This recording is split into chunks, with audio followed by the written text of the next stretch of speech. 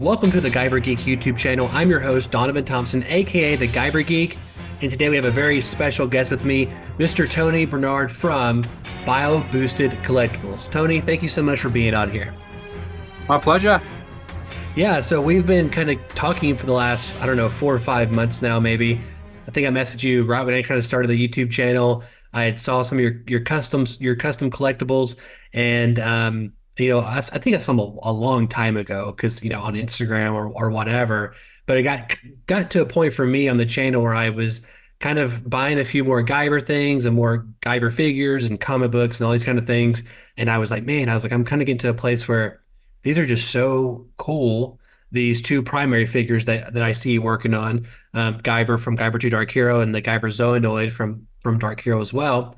And I was like, I want to get these.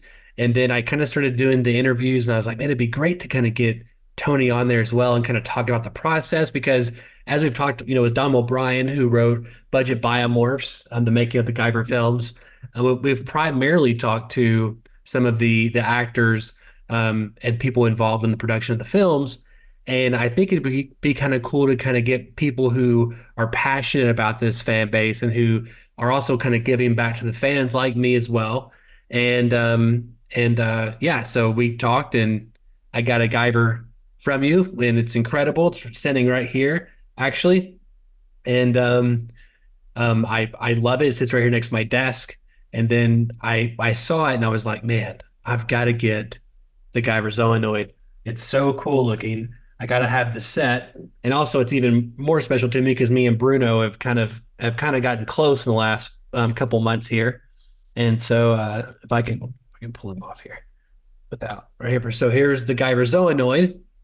And it's just incredible work here, Tony. So I'm going to stop talking. And my first question to you is, where's your love affair with Guyver start, right? Where did this start? This was about 1990, about 1995. I was staying at my eldest sister's house. I used to stay there frequent, and I was just scoping through the channels. And this is back way before you can pause TV and stuff like that, live TV and that. As soon as you just skip past the channel, that's it. It keeps playing. You can't go back and hit rewind. Right. And I just came across this like something kicking or something going, like typical hiya.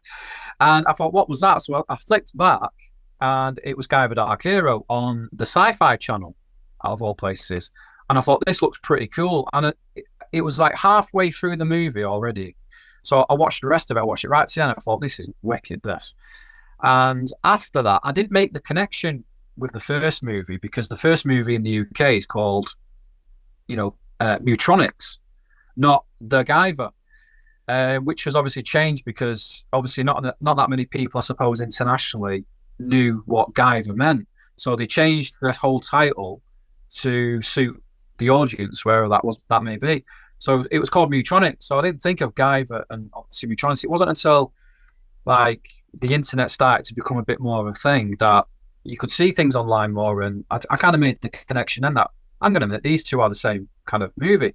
So then I joined it up and I started watching Mutronics and then obviously Guyver Dark Hero properly on VHS, not DVD. We're going back many years. I feel really old. I know what VHS is, so I'm with you. Yeah. I am. I'm 40 in April, so yeah, I'm showing my age now. But yeah, VHS. I got them on VHS and watched them then, and it's really grainy footage, and you can barely make out the details on the suit, etc. But still, it was all there. I think we take advantage of high definition these days. Back then, to us, it was good stuff. So yeah, so then I was very, like I say now, with making the models and stuff like that. I've always been handy at making stuff. I've always been like, if I can't buy it in the shops, I will make it. So back then, Power Rangers was still a thing. That was still, I was big into Power Rangers. So I had loads of different figures lying around. So I got basically an old Power Ranger figure, sprayed it kind of like dark colors, purple, black, or whatever. And I used what's it called? Is it called blue tack in the US? Yeah. Blue tack. I got some blue tack and I started molding sculpting blue tack onto this figure into the Guyver. So you can imagine I've got this like semi-sticky Guyver figure which I adored, and it did look really good until I ruined it by painting over the top, and that just made it go even worse. But yeah, as I say, I've always been interested in the Guyver in that way. And then it wasn't until around 2015 I came across. As I say, I'll give him a shout out because if anything, I do owe what I do today to this guy, and called Steve. I don't know. He's down as Steve Fisher in most places. I don't know if that's short for Stephen Fisher, but he's called Steve Fisher. He posted his Guyver custom on a 1/6 scale page. And straight away I was like, "Ooh, where did you get that from?" So he told me and stuff like that, and he told me how he made it. And when you compare obviously to what I've made, it was obviously a lot different, but the good concept was there. And he told me where to get certain materials from, and I was like, okay. So I started doing that, and I made this one particular Guyver figure. I'll have to send you some pictures so you might, if you want to superimpose the ones here, feel free. We'd love to. Which was the end result of what I made. And straight away, I posted it in like the 1/6 scale groups, and there was people commenting, "Where'd you get that? Can I buy it? Where'd you get that? Can I buy it?" And it stemmed from there. So I sold the first one, and then there was someone in the US that wanted to buy one. So I said, "I'll make one," and then that went to the US. And as I say, it went up in like 5, 10, 15, 20. So I sold 5 one year, 10 the next year, 15. It was so particular. So it was like going 5, 10, 15, 20. And then again, it's just like every time I make one, I've never, even to this day, I still don't own one. I've still never actually displayed one myself. Wow. The keep, as I say, they never lasted that long. Someone would say, "Oh, can I buy it?" So again, it's just I started producing those, and I found out Steve Wang was on Facebook, so I sent him a friend request, which no. Did I send him a friend? No, he don't. I don't think he accepts friend requests. I messaged him. There was no friend request option. I messaged him and said, "Hi, I make these figures. What do you think?" And with that, he's like, that's super cool, etc., etc. And then I just started picking his brains on how did he paint the suit in a certain way, and and he started, he was really genuine. He was really nice and kind, and he didn't hold back at all in how he painted stuff. He was giving me, idea. He said, "I think you should do this. I think you should change that." And I was asking him how he made the eyes, the eye lenses, the bug eye effects and stuff like that. I call it the bug eye effects. It's like the dots and stuff. And he was telling me that effect was achieved by some sort of like industrial vehicle tape or something, like high reflective vehicle tape or something, which you can't buy anymore. The company doesn't produce it, so they've had to change that technique. When you made the 1/1 scale statues or maquettes. They had to change the way they made it. They had to make their own. But it's things like that. He gave me a massive peek behind the curtain of how he produced the techniques and paint schemes and stuff like that, which was great, which helped improve. And then along the lines, people were asking, could you make the chrome? Could you make it actual real chrome? So again, that's not something that I've come up with myself. That's people picking my brain, saying, "I think you should do this, and I think you should change that." So I've then worked off those, and that's how that came about. So then I started changing all the orbs to real chrome ball bearings and stuff, because it does look, as you can see, it looks even better. And again, I've just bounced off feedback. Whenever someone's received their figure, they said, "Oh, I think it would be cool if you could do this. I think it would be cool if you do that." But I have had some bizarre requests where they said, "Could you do the Mega Smasher with the chest open and stuff? Could you vent steam from the vents and stuff like that?" I think I've asked you about the Mega Smasher. Yeah, well, yeah, probably on a statue version, but yeah, it's something that's posable. I don't think that's going to happen because you're gonna have all these tubes linking around. As I say, Anthony Hook, who was in the suit when they did all the vents and stuff. I can imagine there was tubes sticking here, and everywhere, with all the special effects. But yeah, as I say, I've had some bizarre requests that I can't fulfill, unfortunately. Someone out there with special effects techniques might be able to, but yeah, I have limits. But yeah, as I say, it's been an absolute blast. I've enjoyed every single one. And whenever someone's come forward and said, I think I've got one of your figures, because as I say, there has been a few other people that do make them now. They make them to their own technique and etc. And it's a bit like when it's a bit cool. It's a bit like when celebrities verify signatures.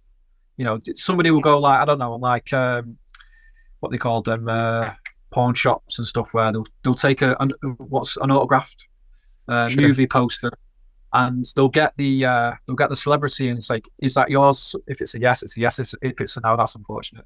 But it's a bit like that. They'll come by and they'll go, oh, I've got one of your figures.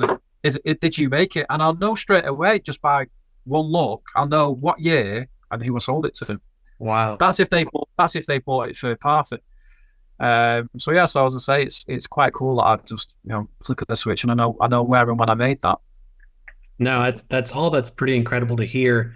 And just kind of rolling back through it, I feel like a lot of people's first introduction to Guyver is through the Sci-Fi Channel. If our younger listeners don't know, it used to be, for at least on America, SCIFI, Sci-Fi, not SYFI, Sci-Fi. That was back in the day. For me, it was I don't know which one came first, the Guyver or Guyver 2 Dark Hero. I know my father introduced it to me, and my best friend Matt, who I've talked about on the channel a couple times now, his dad also introduced it to him, and we both grew up loving these characters, these movies. And it wasn't until we were probably 10 or 11 that we found the anime in some like collector comic shop or something, and we're like, oh, this thing's a little bigger. The internet kicks in mid to late 90s, and then we start kind of seeing these vinyl kits, and we start seeing these Max Factory figures. And we kind of learned that it's actually a comic book. It's a manga in Japan. And so there's kind of this weird rollout of information. And it wasn't until probably our early 20s we found this group called Japan Legend or Guyver Advocacy. And it was like, oh, here's these manga translations, and we can kind of read the manga that we've been hoping or thinking about for so long. And that's kind of how it all started for us. And it's so fun and interesting hearing everyone's stories, yours and Dom's, and then even the people who work on these films and stuff. And I think I messaged Steve, gosh, back in like 2013 or 14, and my first time messaging him. And you're right, he just responded right back to me. I was asking about the Guyver unit because I was obsessed with it. I was like, how do I get one of these things? And they ended up saying he told me like, hey, we're actually working on one. It should be out relatively soon, through their Elite Collectibles group, I guess, or Elite Creature Collectibles. And now I have one. It's like one of my prized possessions, and so it's super cool hearing your love for Guyver, and just talking about the design of the suit real quick before we kind of get into the actual figure itself.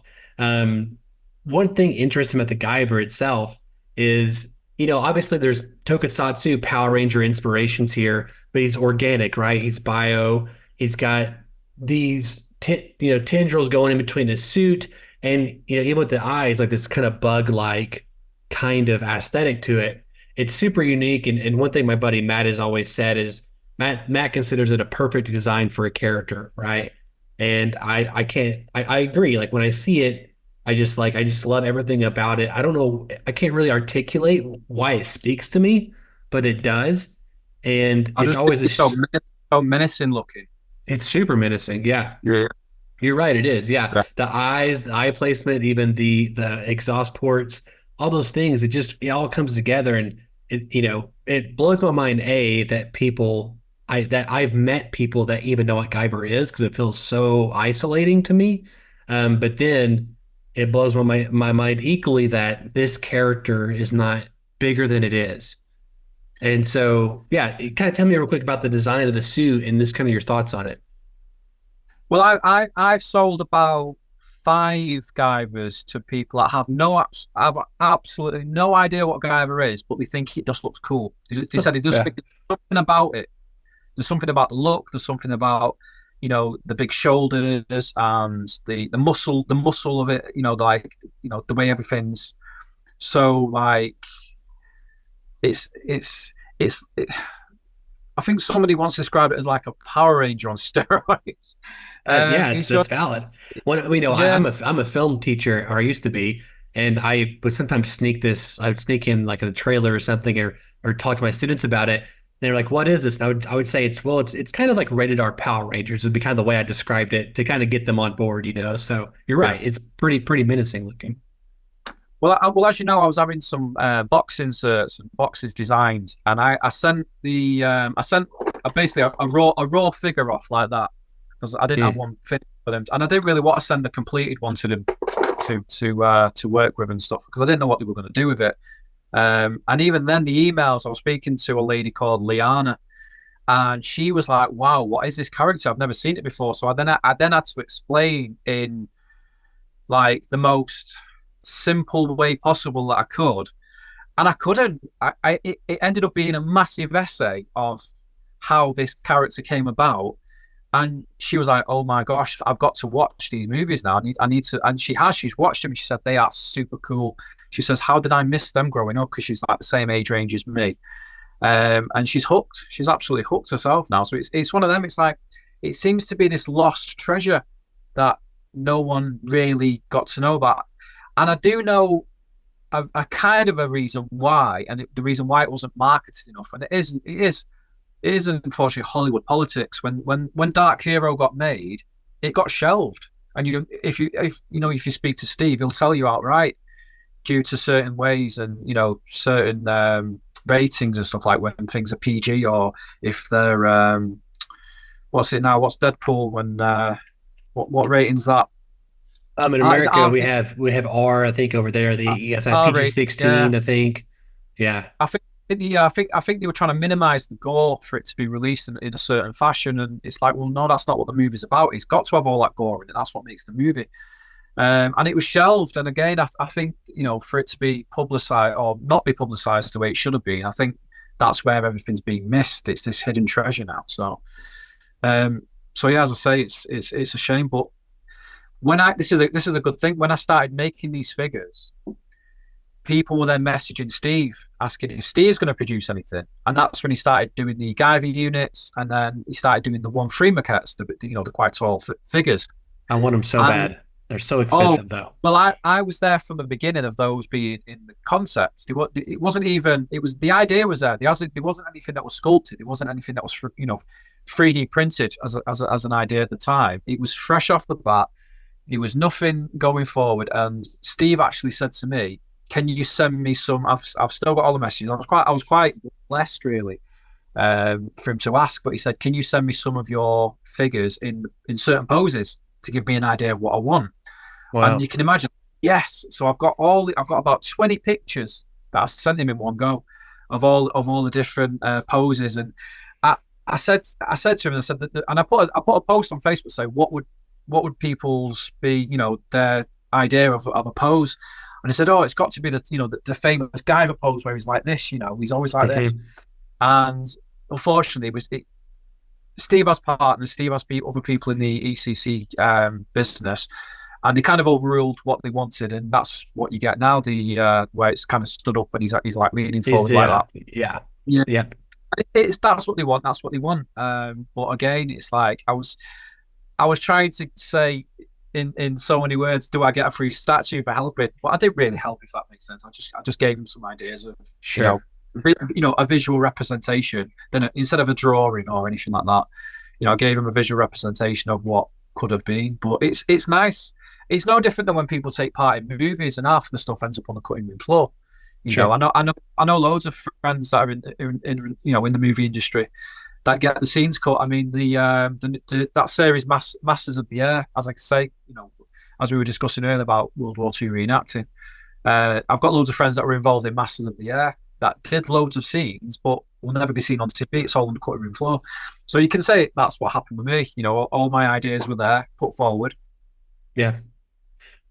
Part of that is osmosis for the creator. They'll hear all those kind of different things, and they'll of course make cuts. I mean, there's somewhere out there. There's a scene. I guess I'm in a movie, but it got cut, and I didn't intend on being an actor. I was just helping out in the production because that's what I do. And they were like, "Hey, can we have a stand-in?" I was like, "Sure." But like that happens all the time. Is my point. And it's an honor, a privilege. It's fun when you do make the actual the final version of whatever it is you're working on. But But yeah, no, that's super cool that Steve reached out to you and you kind of had that little rapport with him. Again, he seems very kind and he's my next kind of get for the channel. So we got David Hayter last time. You this time I have Wyatt Weed, I have Stain Gessa or Gessie, and then I also have I think Les Claypool the third, the composer. They're kind of all in the wings, and I'm also working on Vivian Wu from the first Kuiper film.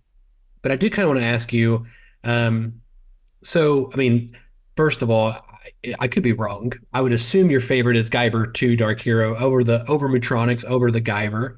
Um, and there's some large differences between the suits. Oh Um, yeah. and one being the shoulders, like you mentioned. And I kind of have a question because this is me doing nose research, whatever. Is the mold that you are working off of, is this the vinyl kits that come out in like the mid 90s? Yeah, Because yeah, okay, yeah, yeah, okay, yeah. gotcha. It's that's there's the base, and then obviously the stuff that's been added on top, all the sculpted parts, etc. Um, but yeah, as I say, there's certain differences in the suit that you can't really tell. That don't really make any difference whatsoever to unless you look at one suit and then look at another side by side in high definition.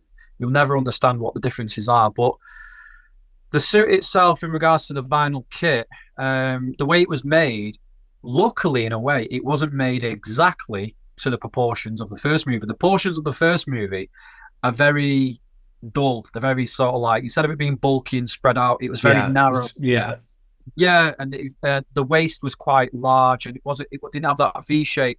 But luckily, with the way the kit's been represented, you've kind of gained in a way. So it's the perfect foundation for turning it into the Dark Hero model.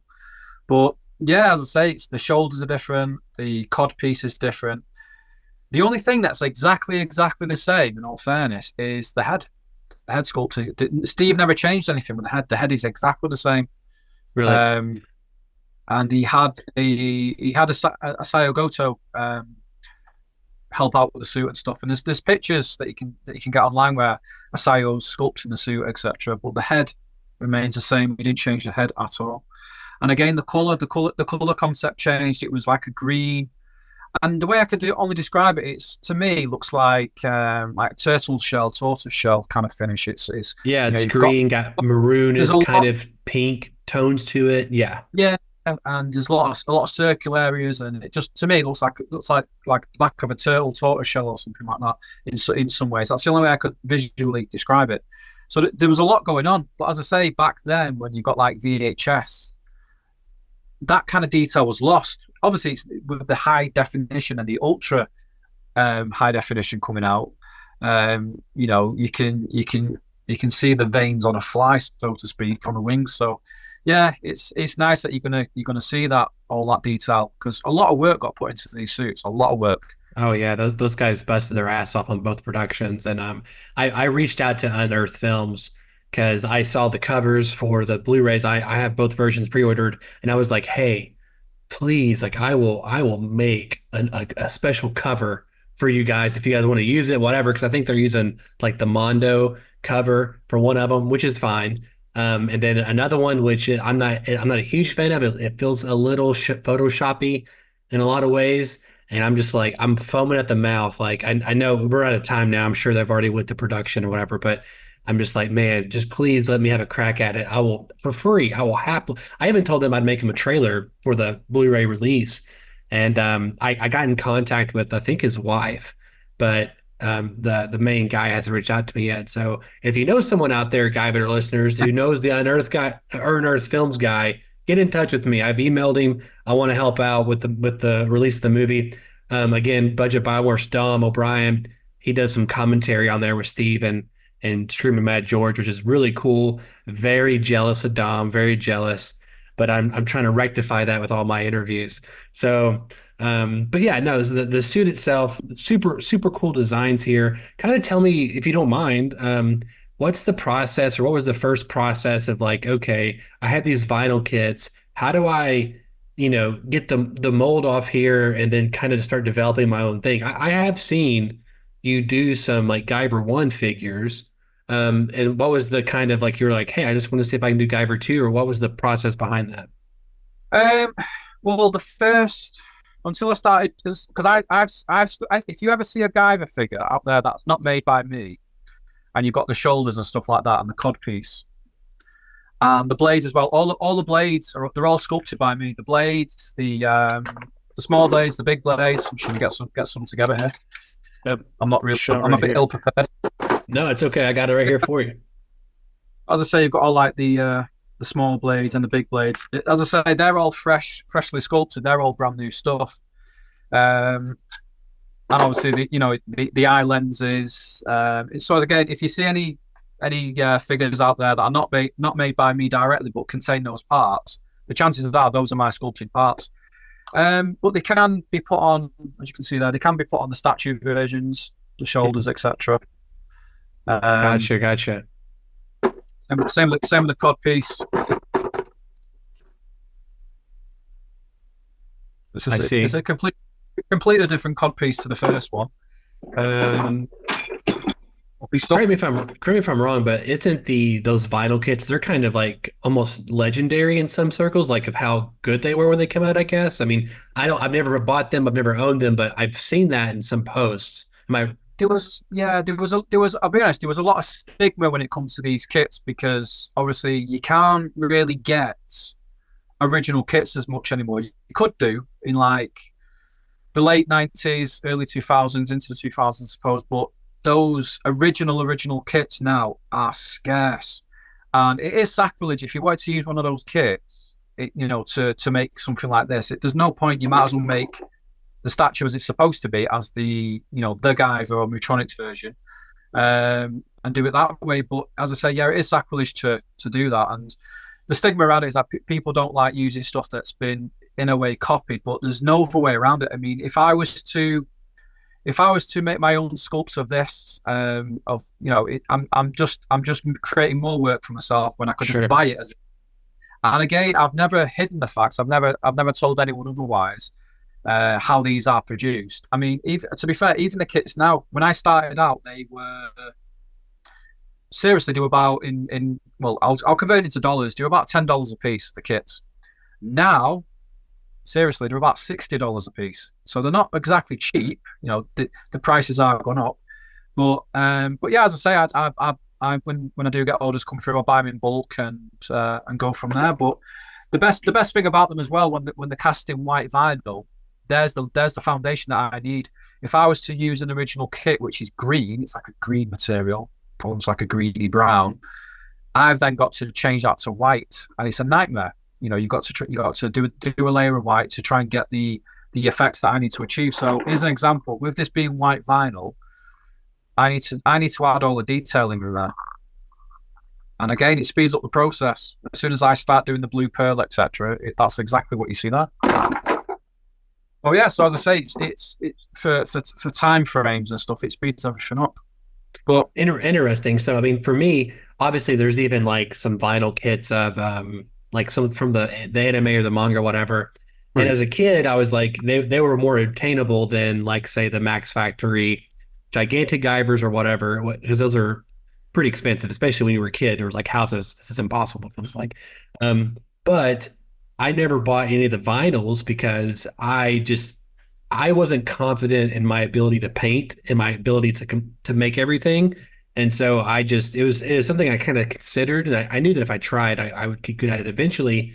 But I don't know. It was much more appealing 20 years later to just buy these from someone who's been doing it for so long, and someone who's got a lot of craftsmanship in there. So just real quick for our listeners, you've told me privately, and you've said it online. How long have you been doing this, Tony?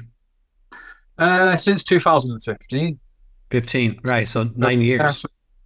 So it's been quite a while. Yeah, 10-year anniversary. Well, I must be doing something right. yeah, exactly. Well, I mean, you said this to me in the message, but I double confirmed it when I went to Arkansas last week because I brought this with me and showed Matt, my buddy, before we shot him in the studio, and I kept telling him, like, dude, these things, when you see pictures of them and they look great, but it's so different when you get them in person. even just Yeah, like the metallic sheen on this, which I think is something you said that you kind of added more recently, like yeah. the way it kind of reflects inside the blue paint, and then the eyes alone is what gets me of especially when you flick it on, and I would do it live, but I'm not the most graceful. I'm not the most graceful doing it. Maybe I Yeah. can do it real quick as you explain to our listeners, just how much different it is in person versus online. That's exactly the same sentence I say every time someone receives theirs. I always say to them, "Is it better in person?" And they go, "Hell yeah!" You know, because no pictures, no video does this justice. It's very hard. Hey, look at that. It's so cool. It's hard to photograph. It's very hard to video because it comes across completely different. It's bizarre. It really So does. Yeah, it yeah, really does. And it's just something next level. And I have a little 2-year-old and I've, basically brainwashed him into loving Guyver. And he's all the time wanting to go into his bedroom and turn the lights off and turn his eyes on. Because, even a 2-year-old knows it's pretty cool. And it is pretty cool and then it's just, and also on top of that, you have the Zoanoid Guyver and his eyes light up red. So what was the process? And if you don't mind telling me, of like no, getting these eyes kind of, I don't know how to describe it, but like you said, they have like this honeycomb kind of layer back there behind I guess the bulb is the way I guess the word I would use. yeah, that was kind of a process of elimination. I remember last minute 'cause I was going on holiday with the family, and my brain's ticking over, and I just had this light bulb moment. I thought, I wonder if I use some really fine mesh and stick it on there, and then get some light behind it, see what happens. And then I just thought, well, what if I painted the mesh when it's dried, painted the mesh, and you get all these dots that stay behind. And the mesh stays there. You don't peel the mesh away as a stencil life, and the mesh stays there, and it worked. It's something that I thought of so quickly. It just happened. So as I say, it's just mesh, really fine mesh material. That's that's kind of not glued in place. It's sealed in place with a gloss varnish. So when you know yourself when super glue dries or glue dries in general, it will leave a like a misty, powdery effect, which is what you don't want. So yeah, so again, I just kind of tried a few things, and as I say, it works. But not every single eye lens that I make works. There's always failures. I mean, I was speaking to Steve about it, and he said not everything he made worked. There was always a suit that he cast. He pulled from the mold that was a failure.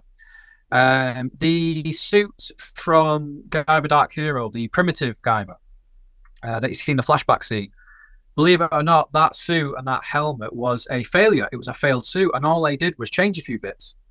So they've reused a failed suit that was supposed to be a Dark Hero suit or a blue Guyver, and they've gone, well, we're not going to waste that. We're going to change it, and we're going to add it into the concept of the movie. So yeah, it was actually a failed suit that was didn't take quite right. Wow. So yeah, So I didn't realize that, but what's the hardest thing about making these figures, in your opinion? the hardest thing. I suppose attaching all the orbs and chrome parts, that's very intricate work because you've got to do it with such a way that you don't get glue on everything. Sure, And yeah. especially when you're putting the eye lenses in, you've got to kind of you've got to kind of balance the eye lens on your finger, and you've got to kind of feed it inside the helmet and push it in place without getting glue everywhere. So yeah, it's intricate stuff, all the chrome work. One thing that I didn't even know, again, I've watched these movies so many times, and also, I did my version of the restoration of Guyver Dark Hero, and I've seen this movie frame by frame a billion times, literally now, and You got yeah, yeah. I never noticed the like the one right there until we were talking on Instagram. And I was like, how did I never know that? Like I'm the Guyver geek. I should know this. And but that alone blew me away in such an interesting detail. Even like that it's not like his suit is not completely finished here in the movie. Anyway, just little things like that, the attention to detail that you put into this I is remember. I remember that was something that you asked me about before you got that figure. You were worried that there was something unfinished, and it technically is. It's an unfinished organic suit that was never fully grown. That was the idea behind it. And even when I remember messaging Steve, and I said, Steve, am I right in thinking that he's got an orb on his arm? And he was like, yeah, that's right. And it wasn't until he released the one free maquette that it was on there that I was like, oh, it must be right. But yeah, I was concerned. I just thought obviously on the suit itself, it was just a little bobbly bit in the mold. I just thought it was something that had gone wrong in the mold. So I didn't think anything of it. And I'll be honest, when I made the first couple of Guyver Zoinoids, I didn't really do anything with that area. I didn't bother. But again, I don't know how I came by it, but I was curious because it was so on the kit, it was so perfectly rounded. I thought that can't be an error. It's got to be something. So again, I messaged Steve and said, "Can you verify what this is?" And he said, "Oh yeah, it's an orb, just a random orb that's grown there." So he said there was no reason behind it. He said it's a failed unit. It's not grown properly, so things have grown here, there, and everywhere. So yeah, so a nice little touch. No, it really is. And again, it's I showed my buddy Matt.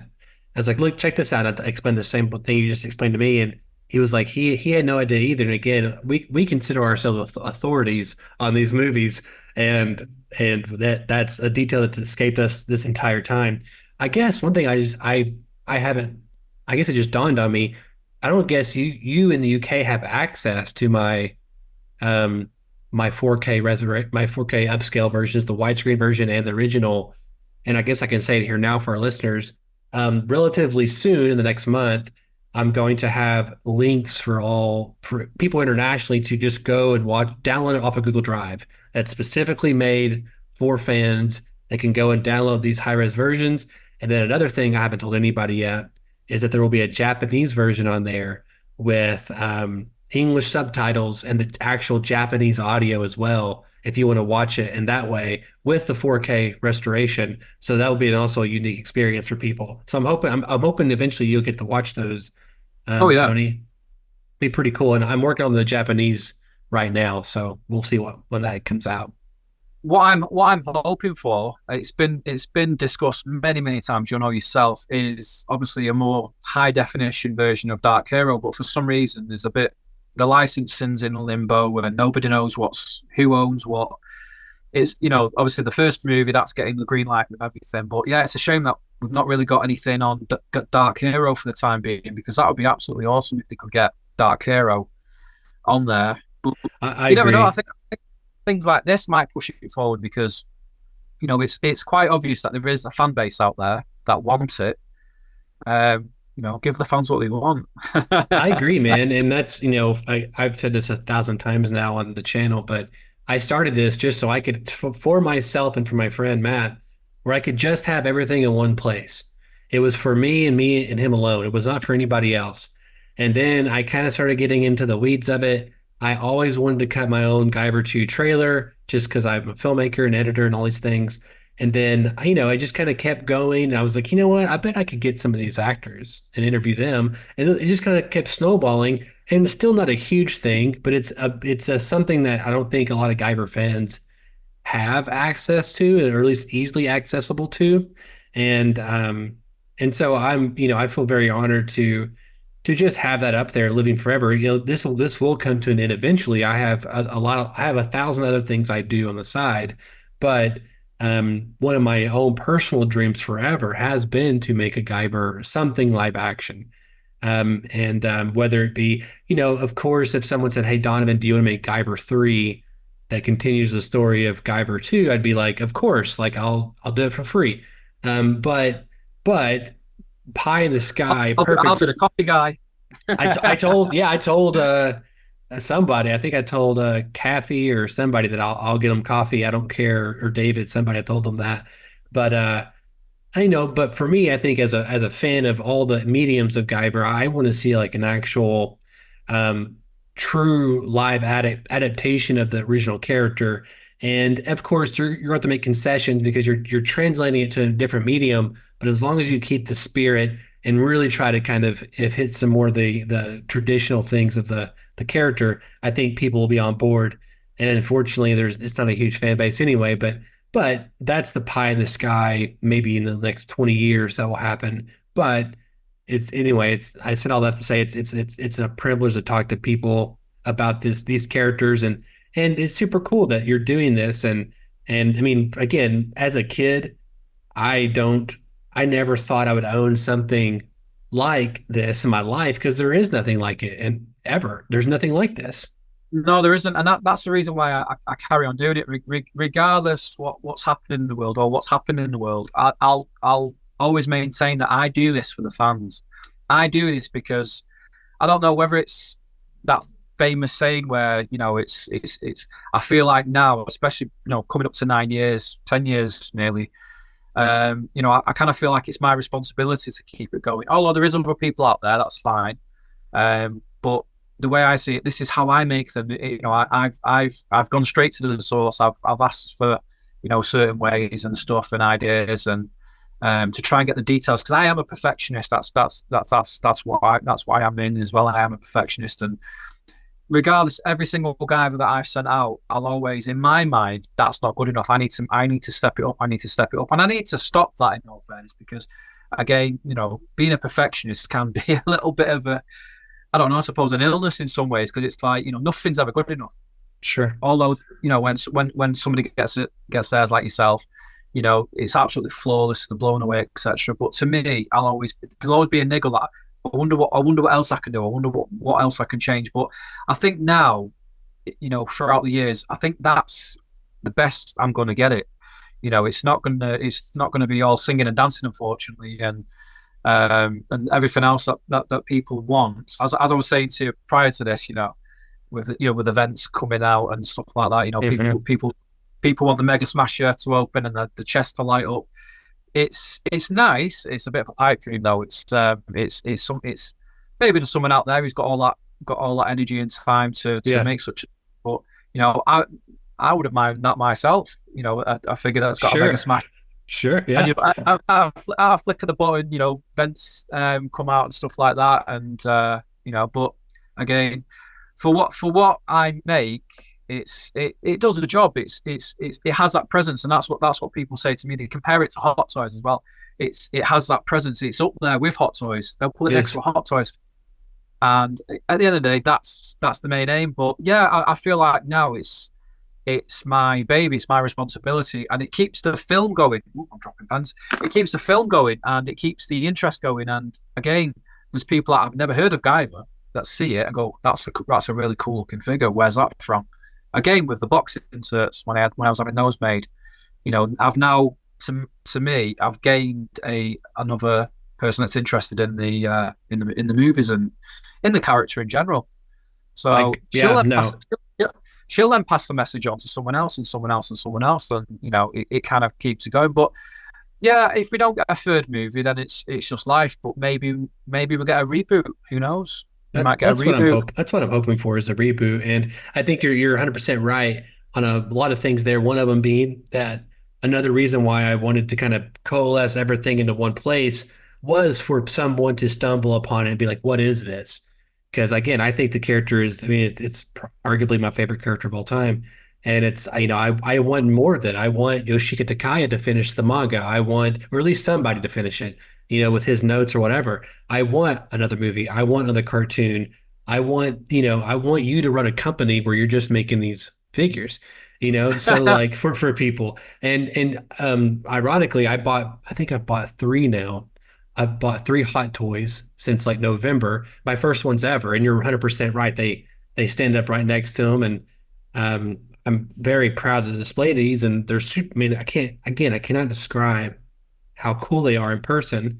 They're another level, especially the base that you develop here for them. I'll show our members right here. And funny thing, take these blades off here. Funny thing, Tony, is that I didn't realize you signed the bottom of the Guyver of Dark Hero base until I looked at the Zoan one. I was like, oh, he signed both of these.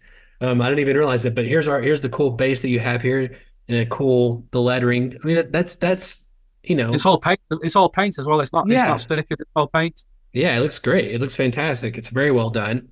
And then on top of that, I'm a sucker for magnetic attachments. And just here, right here, you have the blades for the arm. That's the wrong one. So, I mean, that is. a level of detail there that just it's cool. It's always cool attaching magnets to a figure, and yeah, it's just another level there. And again, the craftsmanship and the attention to detail is incredible. I do have an idea for you since you're so open to them. Um, I saw that you're doing a unit base potentially, like a Guyver unit base. Yes, yes, yes. It's pretty cool. It'll be, just bear with me. I'll reach under my magic desk. It'll be here somewhere. I did have it somewhere. Bear with me.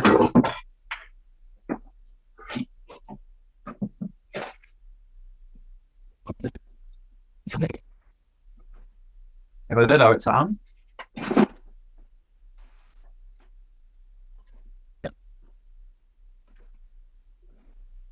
I might have misplaced them. The acrylic bases that I used to make or had made, not me personally, a company, everyone knows it, a company called Stony Stands. Have you heard of those? No. He helps me make some acrylic style bases, and it's the same concept, it's the same diameter, just obviously 3D painted, and it'll have a base attached. I don't know how I'm gonna do that yet, whether it's going to be like a flight pole type thing or Sure. just a standard crotch grabber. But yeah, it's another concept. Yeah. It's again what some people have asked for, and it's always been there. It's just again, it was just finding the time to put things like that in motion. But yeah, I think it'd be cool just to change. I mean, I do it every now and then. I'll change the base design up. I mean, I used to do them where it was fully casted by me. It was a base with Guyver that was kind of what's the word for it? It was kind of like stuck out the slightly from the base. But yeah, everyone just kind of wanted to go more of the Hot Toys route. They wanted like the Hot Toy style bases, so I just kind of flourished back to them. Yeah. But before then, they were like they had decals on them. And I kind of felt that looked a bit cheap for what people wanted. So again, I just kind of went back to painting, and as you can see there, it's all fully painted, and nothing's going to peel off, nothing's going to. Yeah, And that's great. it's just that extra touch, you know. You get your money's worth. Well, I think, I may mention this to you privately, I don't remember, but especially if you have the Guyver unit base, it's a little thicker, and maybe there's a version where you could hollow one of those out and you put like a voice box in there, and I'll send you the high res versions of all the dialogue, and you just make it. I don't know how you're gonna do it. This is just me asking as a fan, but just like have a little button and then have little clips for the movie, like Yeah. Sean talking. Yeah, Well, you can buy stuff like that where you can buy little things where you can record on them, sure. and it just unless you click a button and re-record over it. There is, the way technology is nowadays, you can buy little recording devices and stuff like that. Yeah. I mean, over here, I don't know if you might have something similar in America, but we have what's called the Bear Factory, and it's built like a Build-A-Bear, and you can say a little message on a voice box, and then put it inside the bear, and the bear gets sewn up, etc., etc. So yeah, it could be something out there where Yeah. it can be built Well, in space. I don't want to get sued for copyright for David's voice, but Oh, you won't. Again, that's I've told even Wyatt Weed and his wife, who Wyatt was one of the stunt performers or whatever. He also or one of the VFX guys. I think he's the cop in Guyver too. The cop he that is. dies, yeah, that gets Yeah, dies in the I beginning. know. I know. I used to speak to Wyatt quite a lot, Yeah, but we kind of fell out of touch during the pandemic. I think people just kind of lost contact and stuff. But I used to speak to Wyatt quite a lot, and he was obviously heavily involved in the Guyver. He made the little 1/6 scale posable Guyver that they use for all the stop motion. And he told me a nice story where it was on loan to a comic book shop that never got returned. man. Wow. So kind of went missing. So who knows what condition that's in now? But yeah, that little tiny 1/6 scale puppet kind of thing. Well, Yeah, I saw that for he made quite. sale. I saw it for sale like 5 years ago. Oh wow! There you Yeah, go. at the time it was a lot of money. It was like $300, and now I'm like, I'd pay triple for that. You know what I'm saying? Oh Like yeah. I would just buy it right now. But at the Yeah. time, it was like the end of the world. And like, how can I ever buy this thing? But I brought Wyatt up because I was talking to his wife, and she does like an Etsy shop or whatever, and she was talking about like being sued for the rights or all these kind of things. And like, you mentioned David's voice, and I tell everybody all the time, like, look, I hope I get a cease and desist order for Guyver, because that means that someone out there cares about this property. And that means Oh that yeah. someone out there is actually, wanting to do something with it. Like, I'm totally fine. Like, the anime's on there. The first movie's up there in pieces. There's only one scene that's like completely restricted from the web. It's when he first transforms to the Guyver, or when he gets the unit. It's like you can't have that scene on there at all. And then the whole Guyver 2's on there, which, if it got pulled down, of course that would be like, it would suck for people who want to watch it. But at the same time, I'm totally down for these creators getting paid for the stuff. I don't get a dime from any of this stuff. I do it so people can have access to it. So hopefully one day it does get struck down, because I want that to Yeah. happen. So that's kind of yeah. I've had something similar where people have asked me the same question. Have I ever been threatened with any sort of lawsuit or anything for making guy? But the truth is, I mean, I spoke to Steve heavily about this, and he assured me that as long as I'm not some factory throwing them out by thousands on a daily basis, then I'll be fine. It's if I'm just one person just doing the odd one here, there, and everywhere, it's not really a crime. Yeah. It's not really. And plus, as well, anything I believe I might be wrong. Anything over 25 years is kind of like past that time. Yeah, it Um, depends on what it is, and yeah, a couple factors there. But I mean, my go-to answer always, like, if this, let's say you're doing something to Spider-Man or Star Wars or whatever, if Disney thinks you're making a lot of money off of it, then that's the only when they're going to take action. If you're making $20 here, $30 there, $100 here, it's only when you're making thousands, hundreds of thousands, when you start getting into that kind of area, then they're like, hey, where's our piece of the pie, sort of thing.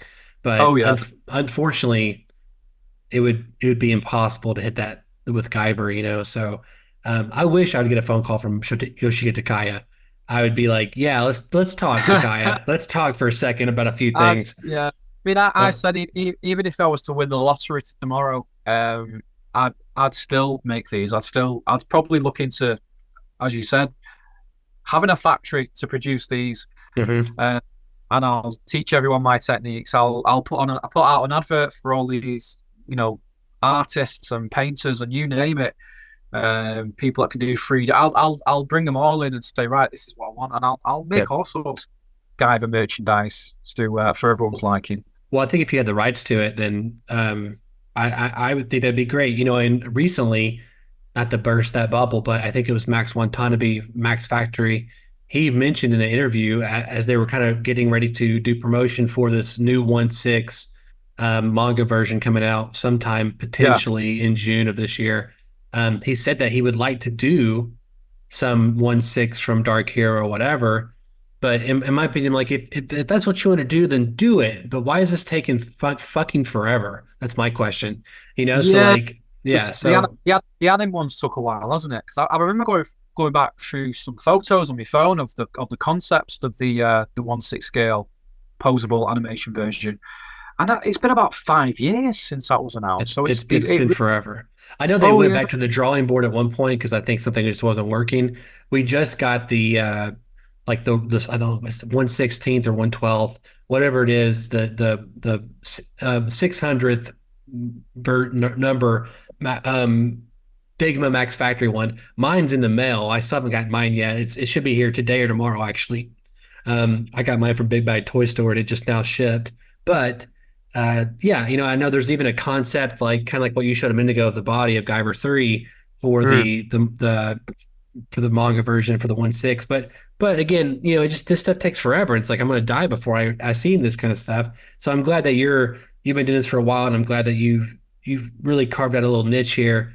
And last question I'm going to ask you: is there a character or a zoonoid that you would like to be able to do that you haven't gotten to do? Like, I know I've seen you do a primitive Guyver, but like, what's something that you would that you'd really like to do, like Lisker or something like that? What's your thoughts? to be fair, the way the kits are, and the way the design of the suit is in general, it's it works. If I was to do a Zoinoid, it's not going to work in some ways because I don't know. Maybe that'd have to be someone else's. I mean, my technique is limited into what I can do. I've seen people make spawn figures where it's like everything's full rubberized, where they've had like a metal skeleton inside, and it's all a full rubber suit, and But to be fair, that's probably not going to last as long. It's probably going to last a few years and start to deteriorate on the shelf. So with what I make now works in regards to the suit because, as I say, when you've got like the muscle areas and all that as an undersuit, all that becomes the fabric undersuit. But again, better idea. As I said, there's no undersuit on this. The way the suit's designed, it's perfect to build. To have a suit underneath all those joints to hide the joints. And again, just the suit design itself, it works for what it needs to be. But when you get a Zoinoid as in Lisker or Vulcan or anything like that, it's going to be impossible unless it's a full rubber suit, if that makes sense. Makes sense. I guess I'll say, I'm sorry, a better question maybe like if you had the tools or the resources, what's a character you would like to make, I guess I should say. Well, to be fair, Lisker is probably my favorite Zoinoid. Okay. Because obviously I liked him in the first one, even though it's not Lisker, but it's the same Zoinoid concept. Or same design. But yeah, he's very menacing looking. It's a shame. I mean, Crane as well. Crane's probably the next one after that. As I say, I've got talking to Bruno, for a while now, and I've got a picture signed by him, and he's seen my figures at some point through a third party, and he sent me a signed picture to say, really great figures, and I'll cherish that picture. But yeah, as I say, I think Lisker because it was the first Zoinoid that I thought looked really menacing, but the next one down would be Crane. Crane's a really cool Zoinoid. Yeah, Bruno's great to talk to, and if our listeners are out there, then he is starting to now this year go out to cons and hopefully meet the fans. You can get some of my artwork from him on his website, which I'll throw in the link in the description below. And I'm talking to him, I think tomorrow actually. So we stay like we talk every week. He emails me and we text every week. He's a really good guy, but I met Michael Berryman probably 5 years ago now, who played. I guess I'm not sure he was called Lisker in the first one, but I know when I say Lisker, you knew what I was talking about the boneheaded Zoinoid who also makes an appearance in Guyver 2. But I met Michael Berryman 5 or 6 years ago at a film festival, and I had him sign my DVD copy of the Guyver at the time. But he's also a sweetheart, and he's got some connections to Arkansas and some other filmmaker friends I have, and hopefully I can get him on the channel at some point. But yeah, no, that's awesome to hear. And have you ever read the manga or care about the Guyver manga or anime, anything like that? Or I've seen the animation series. That's again, I've kind of watched everything in reverse because I watched Guyver Dark Hero first, or half of Guyver Dark Hero first, and then found, when it was on again, I watched it all the way through full. Then I found Mutronics, which is the Guyver. And then just by pure luck, I think it was when all the internet came about, in like, I don't know what, 1998, 99, something like that, along the opposite night. I'm spitballing now, but around the mid-90s, the internet started to flourish a lot more. And I think obviously people start searching on the web and stuff like that. I don't even think Google was around at that time. It was just a search engine of some kind. I started searching, and all of a sudden I've got all these like animation Guyver things popping up, and it's telling me about this animation series, which back then you couldn't really search for it on your TV channel. So just by pure luck one night, it popped up, and I think it was on like Bravo or something like that. A really old channel called Bravo. It was something anyway along them lines. And I just started watching it on a weekly basis. It was on a weekly basis. It wasn't. No, I'm thinking of something else, but I thought it might have been like Cartoon Network and stuff like that. But I think that was Tekkaman. I watched that. But yeah, I ended up watching it on the TV, and it was on a weekly basis. But yeah, as I say, I didn't think for one second there'd be an animation series out there. But again, as you said, you know more than me when it comes to the animation. Although I do like the animation, I'm more of the movies. I'm more of the live action kind of guy now. But I didn't realize that there was something. I've seen it in quite a few posts where people have said it's unfinished. You know, when's Yoshiki Takaya going to finish the series? And I'm still thinking. I think I'm late to the ball because I've not really got to that part where I'm watching something that's unfinished. So Sure. I think in a way I'm kind of saved from that disheartenment. Yeah. I tell everybody it's a hard, dark road being a Guyver fan because, it wasn't until I was probably 20 that I met another person besides Matt who knew who the Guyver was. So, again, it's a rewarding yet painful experience. But how can our listeners, what can they do to get one of these amazing figures? What's the best way to reach you, Tony? Just on my Instagram, Bio-Boosted Collectibles. Just on my Instagram. That's where I prefer Instagram to Facebook, because I think there's more of an audience. So when you hashtag things on there, it's just I find it easier. I find it a lot easier to work with. Whereas Facebook, because you've got to join groups and you've got to do there's a lot of hoops with Facebook. Again, I am on there with my normal account on the main Guyver group that you know of, run by Matt Bellamy. But yeah, as I say, I find Instagram more easy and more efficient for what I need it for, and in a way, I use that more of a. It's not just a platform to show off what I make. I use it more of a log, more of a. This is where to save pictures, etc. So it's my own personal, video and photo album really for stuff just to show what I make and for my own personal preferences. But yeah, if people want to find me on Instagram, Bio-Boosted Collectibles, then feel free. Hit me up on there, and let's see if I can make something to your liking. But as I say, as you've said before, I don't just make the Mutronics version, which is the green one from the first movie and the Dark Hero. I have made. I'll show you an idea. People ask for all sorts of weird and wonderful things, and there's an idea for that. That's the Super cool. that's like a guy with a free movie version, and I've made quite a few of them. So yeah, there's an idea for that. Guyver 3 is probably my favorite of all the characters. It's probably Guyver 3. Maybe. I don't know. But yeah, that's pretty cool to have. Yeah, Guyver 3 is more to me. I feel, especially with the animation series, he's more of the. He knows his powers. He knows how to control things more than show that he understood what the Guyver was, and I think in a way, he obviously taught how to use his unit as well.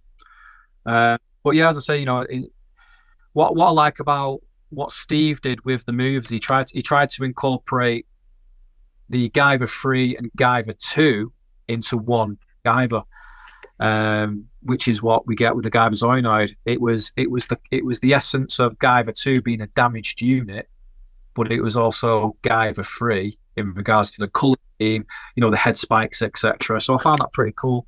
It's super cool. And one fun fact for our listeners is that they don't know. I think Dom might touch upon this in the book, but I think Yoshiki Takaya, he originally kind of shut down the idea of a Guyver Zonoid because he wanted to do that in the manga at some point, which has still never happened, but pretty cool tidbit for fans there. But I've seen something with Steve where it was mentioned about the concepts of a Guyver Zonoid, and Yoshiki Takaya said you can't use that, yeah, and Steve said why not? He says because I didn't think of it. yeah, yeah.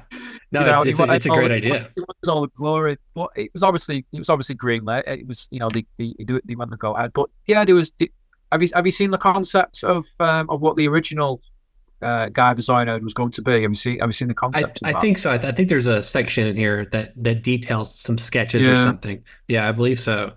There was a 1/6 scale statue made, which was done from a drawing, and it had again it was a fail. I don't know what the color concept was going to be, but there was the forward arm blades, on one arm, and then it was a normal elbow blade on another.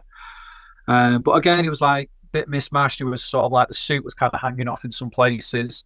But yeah, I think that was done from a concept drawing, but obviously then they changed it onto the full Guyver Zoinoid, which was super cool. I mean, if it wasn't a damaged unit, I think that unit would have been unstoppable. I think it would have. How could it not be? I mean, the final fight in Guyver 2 is one of the coolest fights. Like I don't understand how that's 30 years old and we still don't have things that match it or exceed it that come from Japan or whatever. Because it's like I don't know. It still blows my mind when I see it. Like I've watched it so many times in the last 6 months trying to work on the Guyver stuff, the Guyver Geek channel, and every time I watch it, I'm like, God, it's so good. It's so cool. It's so badass. Even now, apart from when you get the famous Guyver kick, and you've got Scott Adkins who can nail it. Hmm. Yeah. It's things like that.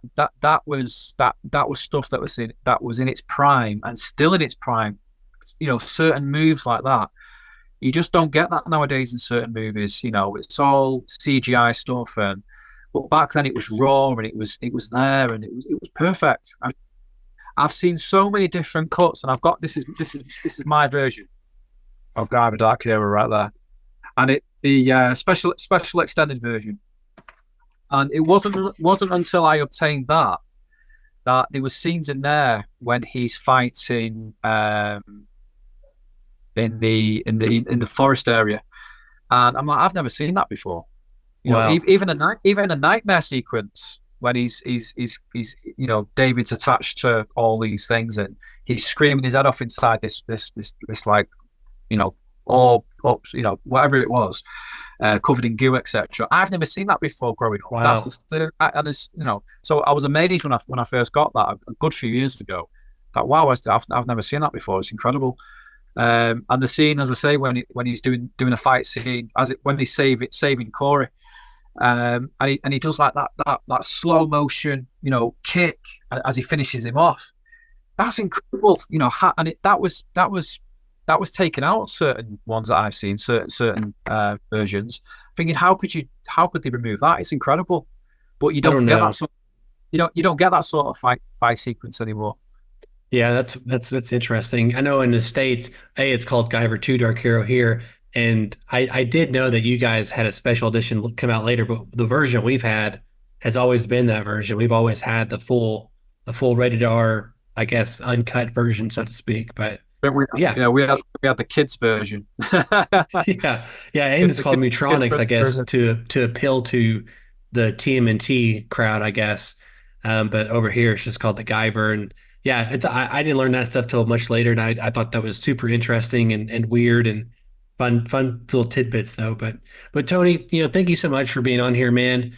And I can't believe it's already been an hour or over an hour we've been talking, but uh, but yeah, no, again, these figures are incredible, and I can't wait for everyone to see the stuff that I've done with them, and hopefully they'll be out very soon on top of this interview. And I hope that a few more people reach out to you and ultimately, um, you know, become part of the Guyver community a little bit more. And like you said, we're not doing it for the money or anything like that. It's just this is like our passion, and I think ultimately we just want the fan base to be a little bit bigger because the people who work on this property, whether it be Steve, David, Yoshika, they deserve that recognition because it's shaped my life in a big way, and I think it's shaped yours too.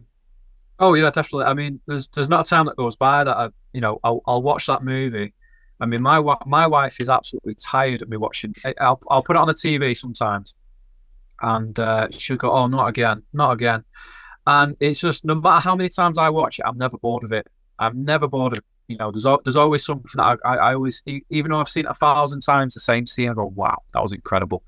So Yeah, it is what it is. And as I've said to Steve many times, it impacted my life. It's a part of my life, and it'll probably stay a part of my life till the day I die because it's a feel good movie. It's a you know and there's a motto that Steve told me, about wearing the armor on the inside and stuff. I can't remember the exact quote, but it was a nice quote that he said to me, about being a hero. And he says, not all heroes wear the armor on the outside; they wear it on the inside. But it was a really cool quote that he said. But yeah, as I say, you know, it's a really cool. As I'm looking across. I'm just looking at the film cover. It's just awesome. And again, I have numerous, as yourself, I have numerous other interests. I collect all kinds of things from all different movies, but the Guyver's got to be the one that takes lead. That's in first place. Yeah. And again, as I say, I enjoy making every single one of them. I'm not. There's never a day that I come in here that I'm like I pick something up and go, oh, I can't be bothered today. I'll always be in the zone. I'll always be be there, put in maximum effort, and as you can see yourself, that's what I produce. But yeah, as I say, people know where to find me if they want one, and I'm sure we can come to any sort of arrangement. I feel like Sam Wiki in Transformers. I take PayPal, cold hard cash, checks. No, but as I say, everything's above board. Typical PayPal, simple as that. And people always ask it. Do I have a website? Can they buy from the website? I do. I have. I mean, at the moment, I have got or had statue versions on eBay because there was quite a few people that only buy from eBay for some reason. eBay's their religion. That's all they'll buy from. They won't buy. They won't send money through PayPal, etc., etc. It's just not what they feel comfortable with. So again, I took the time to set up eBay listings just for these individuals, and it's worked out well. Yeah. So yeah. Well, this interview may be a blessing and a curse for you. You may get too many orders where you have to get a second pair of hands or something. But yeah. I aim to please. It's one of them. I mean, I can't please everyone. People might be put off by the price, but again, it's like in all fairness, people are not spending thousands on stuff. It's well within the parameters, but again, it's handcrafted. It's just me making it. There's no one else out there doing it for me. I try and get an assistance in some ways. I mean, when it comes down to the little Guyver units. Did you get a little Guyver unit? Have I sent you? No, I don't think so. No. Right. I owe you 2 Guyver units. I'm fine either way, honestly. But thank you though. But yeah, as I say, I've got someone helping me produce those. And again, the bases that are gonna come out hopefully soon. I've got some of those, a Guyver and a Guyver Xyno base, just to kind of upgrade. I think I'll probably turn those. If people want to buy them separate, they can buy them separate. But I think I'll turn those into a bit of a premium purchase. So it'd be one of them. You can have your figure with this base, or you can have your figure with that base or that base. Your choice. Very cool. Yeah. Again, some people look at a certain base and go, oh, "Can it come with something better?" You do get those people. It's life. It's natural. So yeah. But yeah, I don't know. Unless you've got any more questions, I don't know really what else to cover.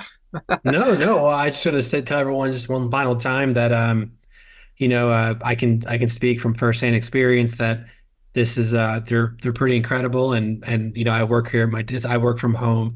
I'm here all the time on my desk working, and I just look over to my right, and my day gets a smidge brighter.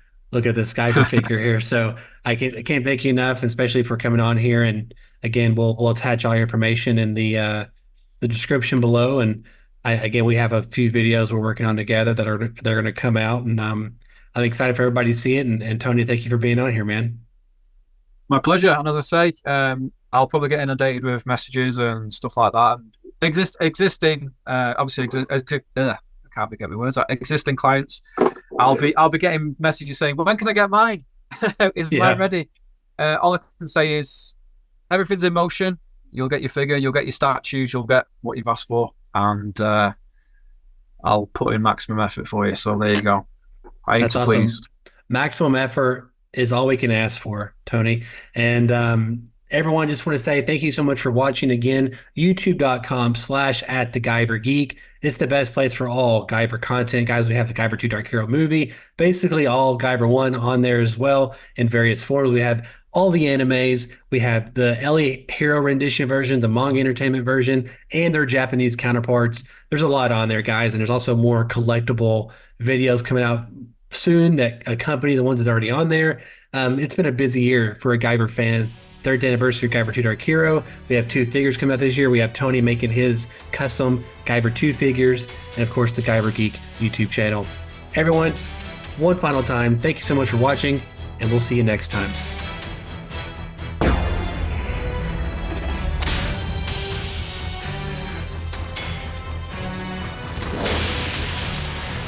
For more content like this, head over to youtube.com/@theguyvergeek for 4K remasters, retrospectives, behind the scenes, and more as we catalog the Guyver universe. Thank you so much for watching. Make sure to subscribe, and we'll see you next time.